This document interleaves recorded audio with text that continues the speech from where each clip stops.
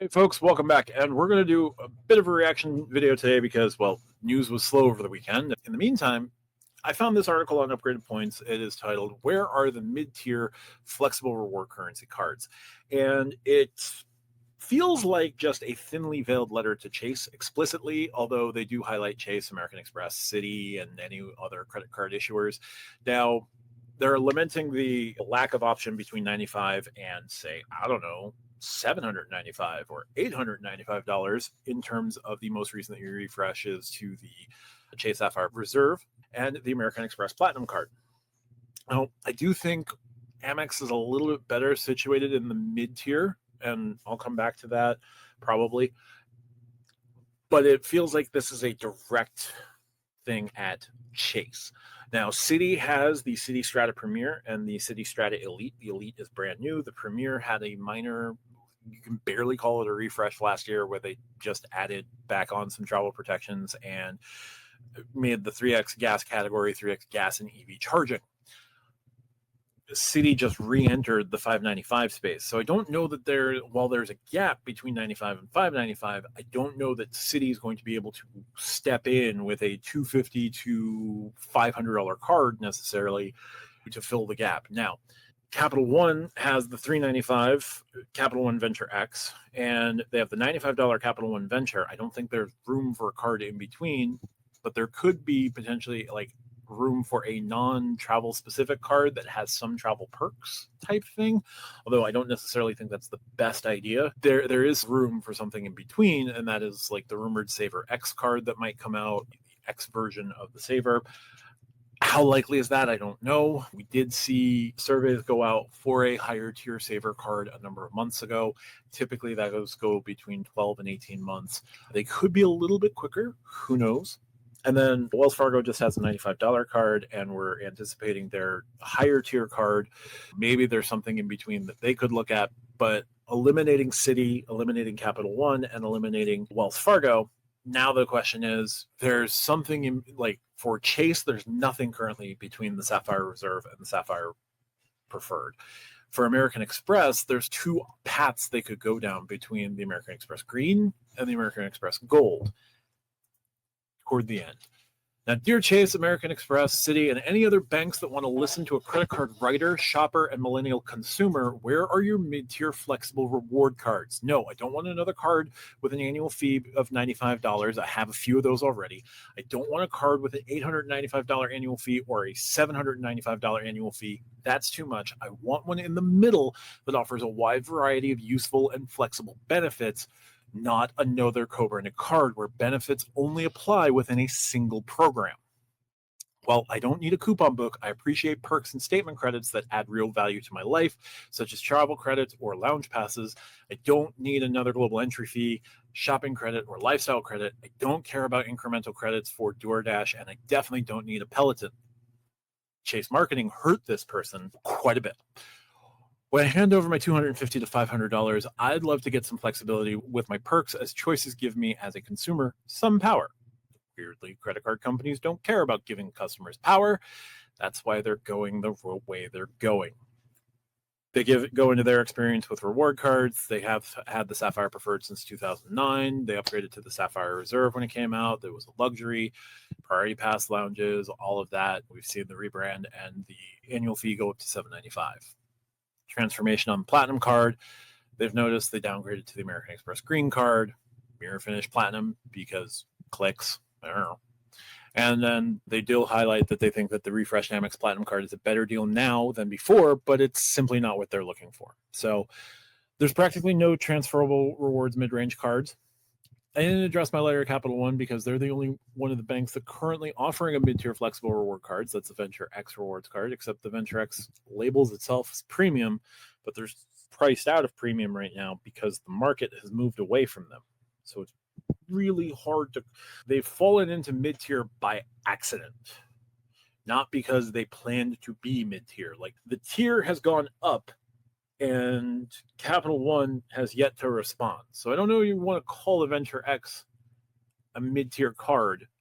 It's just fallen into mid-tier, right? I feel like there's a difference between cards that are purposely premium cards, and like Capital One wanted to be like premium, but like at a slight discount, and no longer being in the same class. Perhaps I could address Capital One in my letter starting February 2026. They will limit lounge access for cardholders and authorized users of the Venture X card, essentially lowering the card's value, whatever. One could argue that the American Express Gold card is a mid-tier card with its $325 annual fee, but I find the card to be one-sided with its best bonus categories and statement credits related to food, restaurants worldwide, U.S. groceries. At least Amex has a flexible reward cards in this range, though I'd love to see the bank offer a more general, all-encompassing mid-tier card that also offers travel benefits or focuses on flexibility within its benefits. It's not like limiting the bonus to U.S. supermarkets. Right now, there is a major lack of mid-tier flexible reward cards on the market, and I want banks to know that I'd be willing to pay a reasonable annual fee for a card with decent, appropriate perks. I think a lot of the people who look into credit card YouTube and are in the credit card game would love a card that is not at $8.95 or $7.95. And as this market inefficiency opens, someone's going to get there. I don't know who necessarily, but there is a very big market inefficiency being created by the refreshes on the Sapphire Reserve and the American Express Platinum card.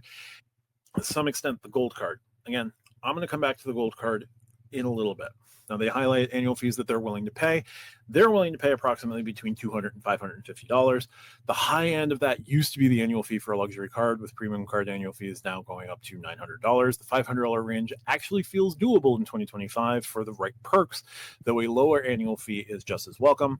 In fact, why don't banks offer different types of mid-tier options with varying annual fees and benefits? Perhaps one that has a $250 annual fee, another a $450. Hey, banks, why not go where no bank has gone and create new flexible reward card products at novel price points? I will take your challenge here and go one step further. Hey, banks, why don't you give us a credit card design studio and let us ball out to our little heart's desire? Let us build up the card that we want.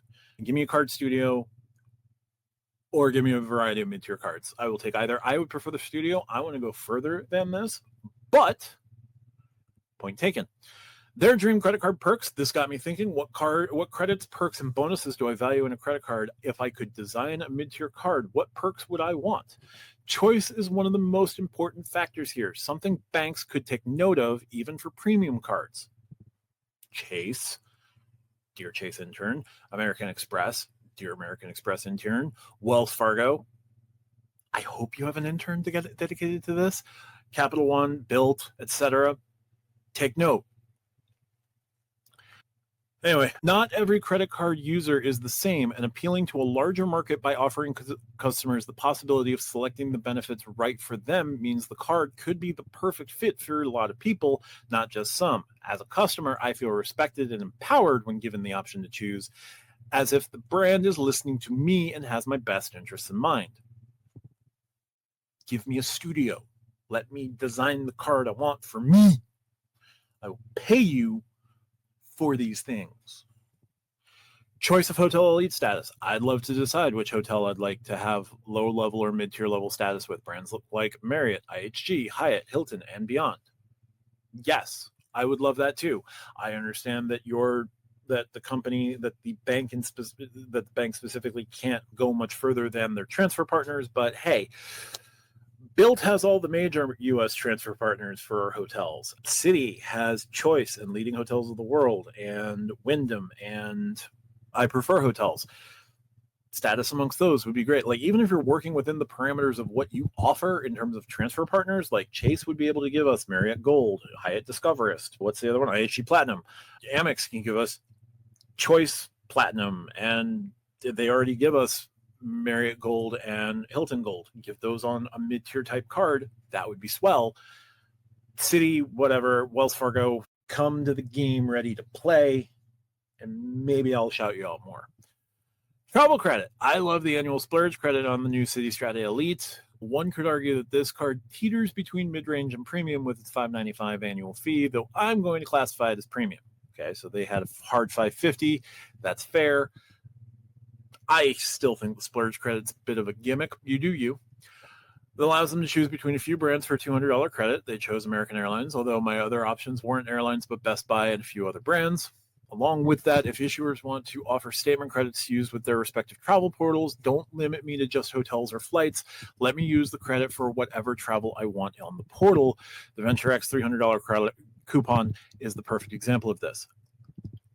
I can't disagree here, but a general travel credit would be better. I like that.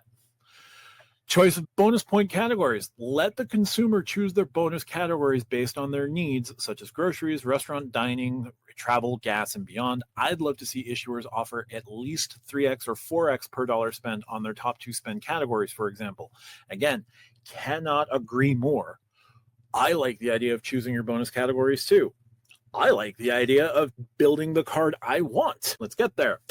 Earn 1x or 2x to 2x bonus categories on all purchases. One thing I love about the VentureX is that it's 2x on all eligible purchases, making it my go-to for anything I can't get bonus points on with my other cards. I leverage this bonus category for shopping for clothes, buying books for school, even getting a new car.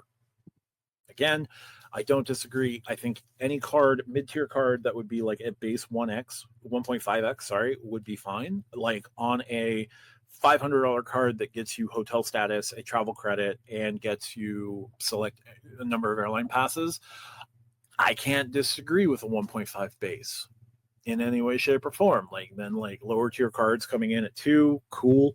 The credit issuers want you to use one card to rule them all or have a couple of cards that work together. I like the idea of this card being, this is my everything sort of card.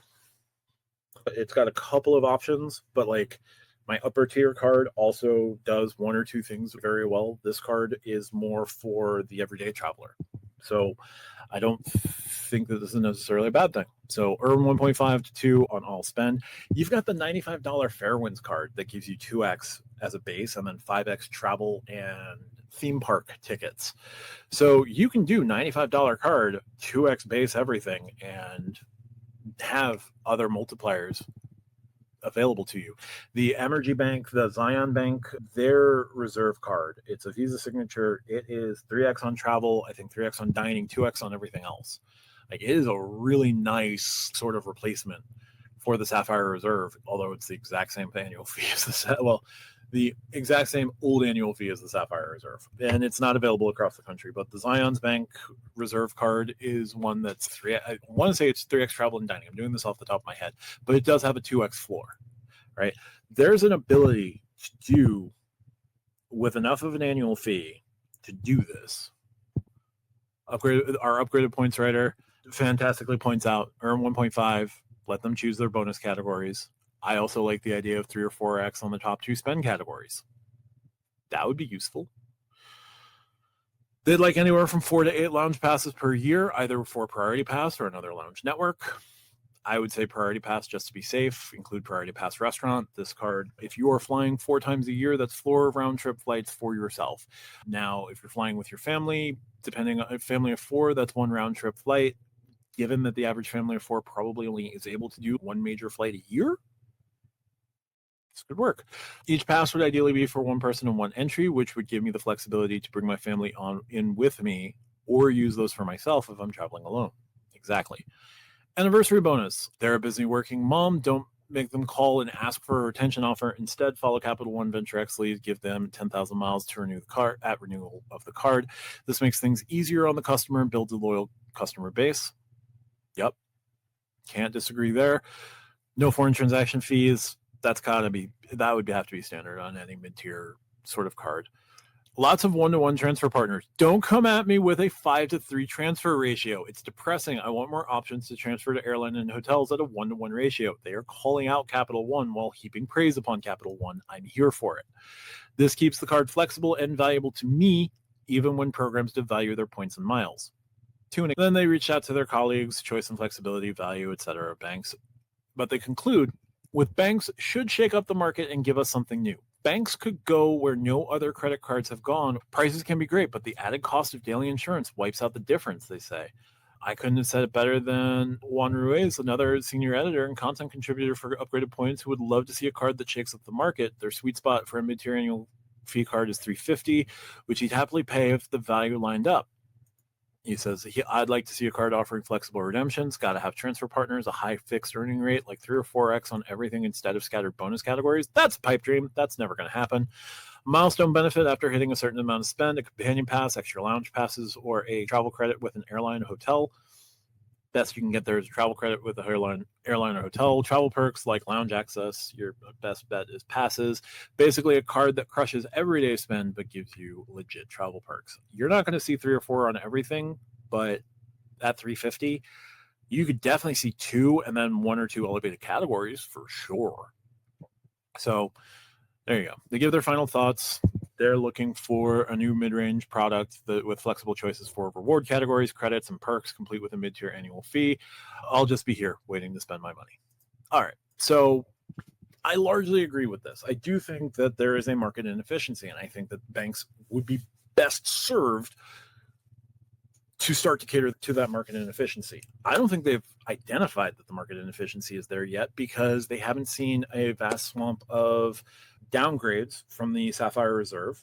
If you're Chase, they haven't seen a massive number of downgrades on the American Express Platinum beyond what they already see with upgrade downgrade shenanigans or with folks who just aren't willing to do the 895.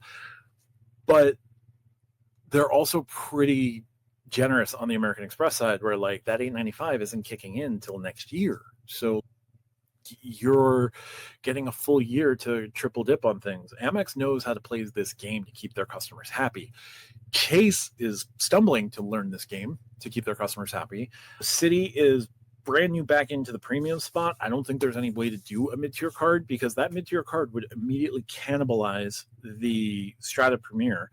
And I don't think that there's a way they can get away with doing that. I would have to offer something completely different than what the Strata Premier does. And it would have to be like not so great as to shy away from the Strata Elite, right? Capital One, I don't know. Wells, get some more transfer partners and come to play, buddy. Across the board, give me a studio. Let me design my own card. I will pay what is feasible for the things that I want to put on this card. Maybe I want to design myself a mid-tier card and a high-end card. Let me have that ability. Like, I like speccing things out. I could do pretty good for myself. I could also set up a side consulting thing to help you set up the card you want. Anyway, this is a great article, and this was from Lori Zano, and I don't want to not highlight the author, but I did want to just present everything along the way. So Lori's article, I completely agree with. I think there's a lot of the credit card community that will agree with Lori's article here. I'm curious to see what y'all think down below, and I just wanted to highlight this because it's another vector of, I know that Chase and Amex interns are reading her article. I know that Chase and Amex interns are going to be watching credit card YouTube across the board. Maybe I've popped up to them. I don't know, but that's great. And I said that I would come back to the gold and the green because Amex has 2 options here. They could make gold a little bit more of a travel card by slapping some Centurion Lounge passes or a Priority Pass passes on it. Include Priority Pass restaurant if you have to. And that would be just chef's kiss to Amex Gold holders where like you get the Priority Pass, you get a couple more, like they don't need significantly more protections, maybe a generalized travel credit in addition to the other credits that you're getting, and or a higher hotel collection credit. That would probably just be enough to keep everybody in the Amex ecosystem, which is what Amex is striving for. A handful of Centurion Club passes would be huge, or a handful of Priority passes, which are more likely, would be huge. A clear credit on the Amex Gold would make a certain amount of sense. Keeping that in that 325 to, let's say, 400 annual fee. Like they decided to bump the annual fee up to $400, but you're going to get clear. You're going to get 8 Priority passes per year. You're going to get a $400 hotel collection credit. Like that would be a ton added for a $75 bump in the annual fee and making it more travel focused. And then going from US grocery stores to worldwide grocery stores, although who knows what worldwide acceptance of American Express would be at Spar or Marks and Spence, or what is the other one? Tesco. I just went with British brands because I can't think of anything in France and I can't think of anything outside of Switzerland, although Spar is like Hy-Vee. It's like there's gas stations with convenience stores, there's the convenience stores, and there are Spar grocery stores. The Amex Green 150, that is probably going to see a refresh soon. It's already geared toward travel. Raising its base to 1.5 would be an absolute killer. Raising the annual fee up to 250. It's already got the clear credit. And then you add a couple of priority passes, and that is what's already a really strong travel card. Mid-tier travel card becomes like the king of the mid-tier travel credit cards. Chase, I'll have to come back to because I don't know how to square that circle right now. But that's going to do it for this one. If you like what I do, hit the subscribe button down below. We are on our way to 2,500 subscribers. I would love to hit that by the end of the year. If you really want to support me here on your YouTube, consider becoming a channel member. $2.99 a month. You can cancel at any time. If you want to support me outside of YouTube, check out the pinned comment. There's a bunch of ways to support me outside of YouTube. There's a link tree with my referrals to various credit cards. I believe also Built referral is in there. I've got my Rove Miles referral down in the pinned comment. You can also drop me tips on Buy Me a Coffee or Ko-Fi, whichever you prefer. I just get a slightly bigger piece of the pie there. You could also drop a super thanks or a super sticker on any video or live that I do. Those I think are only about 99 cents, so that would be huge. Check me out on the Stack Your Points podcast. That's a credit card podcast I do with RJ, Call Me Lonnie, and Craig. We also do a live on Thursday nights at 8:30. Appreciate your time. You could have been anywhere else. You stuck around with me. Thank you so much. Talk to you soon. Bye for now.